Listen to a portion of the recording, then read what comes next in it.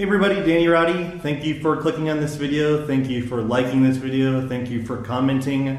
Again, the support for the videos has been really overwhelming, and I've been getting tons of email behind the scenes and people contacting me and saying that they're enjoying the content. And so once again, I really appreciate it. So thank you very much. And the comments are always really good, and I try to answer every single comment. While we're on the topic of comments, I wanted to talk about resources. And so obviously I wrote a free book in 2013. You can grab that. I created a 2-hour presentation, like a formal presentation of a lot of these ideas.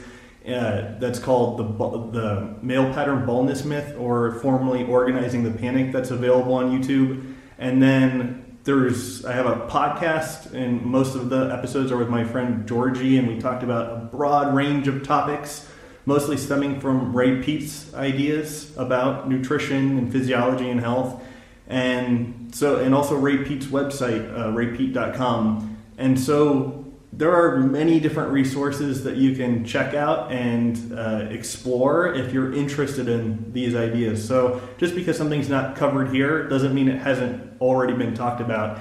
And so that's I guess, know that there are more resources out there for you. So today's video, I wanted to talk about something really close to my heart, and that's what I've called the balding personality. And so if you look at medicine, there are other so-called personalities with different conditions like acne and heart disease, and that usually, or digestive problems, type D personality. D stands for distressed. And I think that is the same with baldness. I think there is a certain mood or orientation that the balding individual develops over a long period of time that it might be associated with something called negative affectivity, where it's the ability to kind of scan a situation and pull out the negatives in it.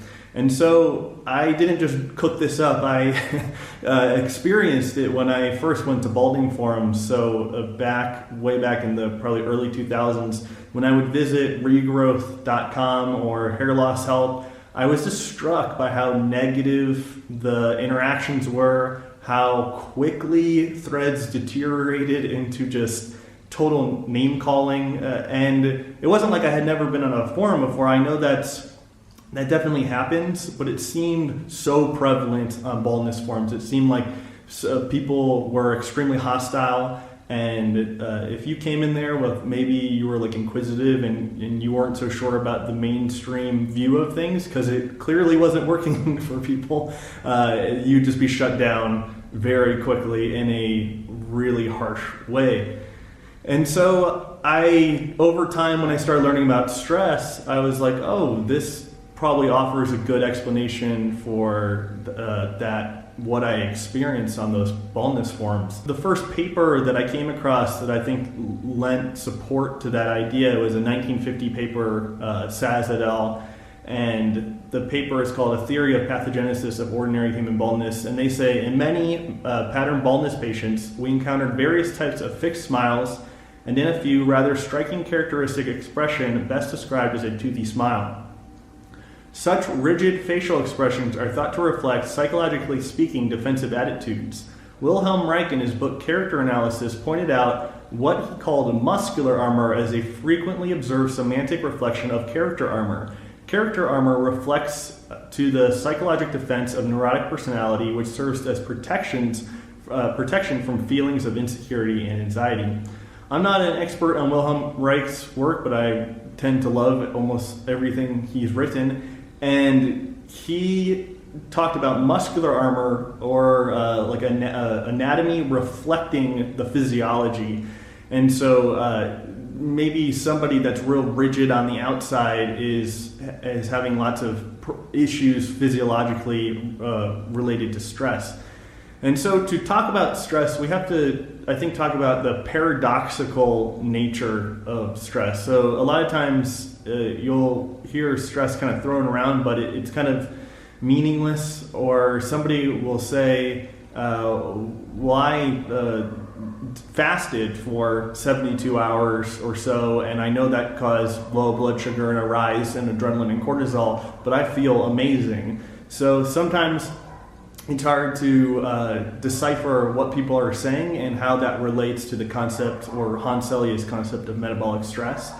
And I think it's important to realize that stress is inevitable. Stress is life, and the only people that don't have stress are dead. And I think the main idea is making ourselves resilient against stress. And if you're experiencing some kind of medical problem, I think that means you're maladapting to stress. So to illustrate how kind of confusing stress can be, I wanted to read these two quotes. The first by Hans Selye, and he says, "Adaptive hormones can cause mental changes in man. Many patients who take ACTH or cortisol first develop a sense of extraordinary well-being and buoyancy with excitement and insomnia. This is sometimes followed by depression, which may go so far as to create suicidal tendencies."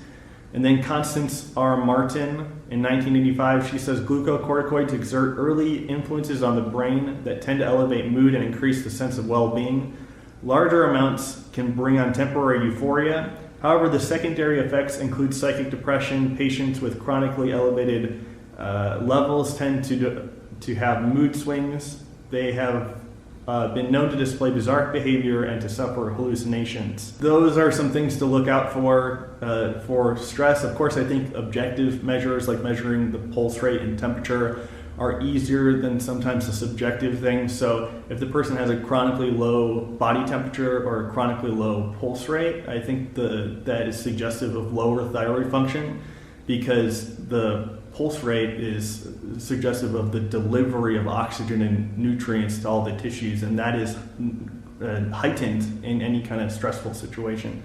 And then decreases when the person is just at rest. So those are things to look out for. And then we talked a few weeks ago about prolactin, how a 2016 paper was found that males with male pattern baldness had higher levels of prolactin.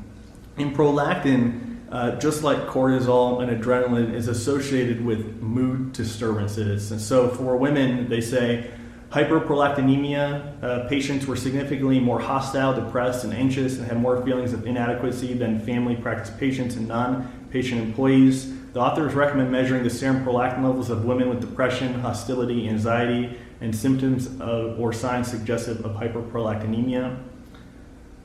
And another paper, I won't read the entire thing, but they injected lactate into males and it increased their prolactin levels, and it caused anxiety, panic attacks.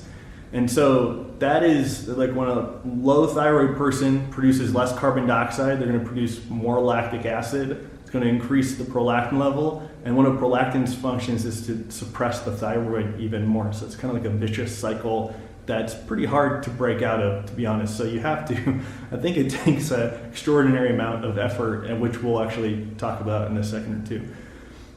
So back to the negative affectivity, when definitely online you see it a lot, but probably with people you know or yourself. Like for instance, one of the reasons this concept struck me kind of to my core was I felt like I was a super negative person. And especially with some of you know my background, I was in a band, and when we would tour, I would just be like a horror to be around. Like nobody wanted to hang out with me because I was super argumentative, I was super negative about everything, and I just saw kind of like the worst in every situation. And when I just probably a year ago stumbled upon the psychology reference for something they call negative affectivity, which is the ability to scan the environment for things that you don't like and then to like bring them up. And so you probably can think of a lot of situations where this happens or people you know. But I wanted to talk about, after we talk about negative affectivity, why that state is representative of stress and the antithesis of youth.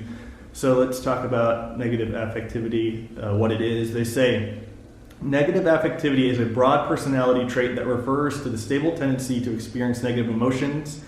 Individuals who are high in negative affectivity are more likely to report negative affective mood states across time and regardless of the situation.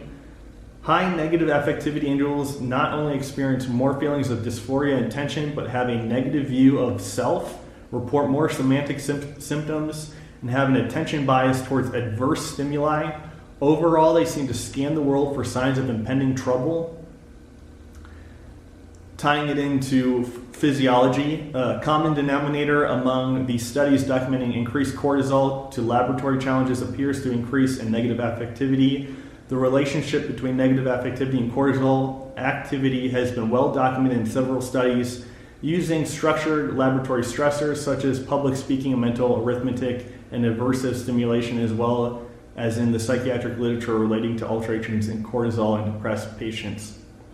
So somebody might say like, hey, that's me. That's like how I always am. I'm always kind of a cynic and negative and stuff like that. So I think it's important to put that into context of what it means to view everything in a negative context, or to not follow up on information yourself or follow up on your own experiences.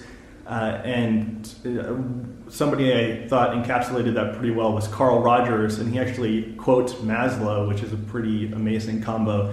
And Carl Rogers, I think this is in his book on Becoming a Person, but he says, closely related to this openness to inner and outer experience in general is an openness to an acceptance of other individuals.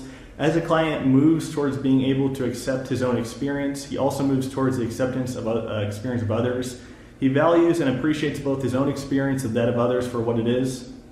To quote Maslow again regarding his self-actualizing individuals, one does not complain about water because it is wet, nor about rocks because they are hard. As the child looks out upon the world with wide, uncritical, and innocent eyes, simply noting and observing that is the case, without either arguing the matter or demanding that it be otherwise. So does the self-actualizing person look upon the nature both in himself and in others. This acceptant attitude towards that which exists I find developing in clients in therapy. So Carl Rogers, this was part of things that changed when he did his client-centered therapy with people. And so he found that his clients over a period of time were more likely, I think he called it like fluidity. They would be more open to not knowing what was going to happen tomorrow, and they'd be more open to new experiences. And with that, they were more accepting of other people. And so, again, I can just relate to my own life of either people that I used to be really judgmental and critical of and kind of rolling off my shoulder these days, or even like somebody sending you like a super nasty email. And maybe a few years ago that would have like really struck me to my core, and now it's just part of the job basically. So anyways, I think that is, if you get a chance to read On Becoming a Person, I think it's a pretty excellent book. But I wanted to close out the video talking about a really excellent quote from Ray. And he says, making an effort to learn how to use techniques of food, hormones, light, activity, etc. is similar to the effort needed to work with a psychologist, and the effort itself is part of the therapy. So making an effort to change things, I think, is part of breaking out of what the balding personality or the acne personality or the heart disease personality or the digestive personality, and just making an effort to change, although it's really hard. And my friend Karen says it's courageous to try to change things, and it is. And you might you might pay the price for breaking conformity. Other people might laugh at you or whatever, and it's extremely difficult. But it's also extremely rewarding to change a situation and know that you took the effort, as opposed to just sitting idle and not doing anything, or to be abused by an authority like a doctor or a therapist or whatever other person likes to control another individual.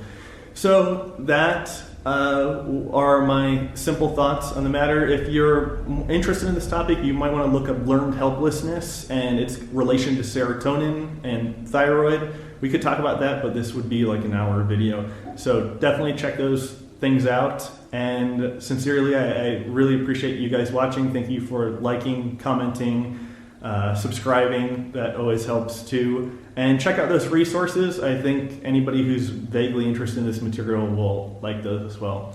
Thank you so much, guys. I think the next video next week that will probably be out will be on genetics or the differences between males and females in relation to baldness. So thank you guys so much. I'll talk to you soon. Take care.